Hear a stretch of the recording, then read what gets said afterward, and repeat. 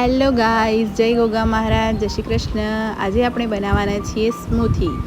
સો તમે જોઈ જ શકો છો, મેં બધી સામગ્રી લઈ લીધી છે સ્મૂથીની. બનાના, મેંગો, ચેરી છે, દાડમ, દહીં, મુસલી અને ગાર્નિશિંગ માટે થોડા ચિયા સીડ્સ. હવે બનાનાને આપણે જારમાં નાખીશું અને દહીં થોડું નાખીશું. મેંગોના પીસીસ કર્યા હતા એ નાખી દઈશું.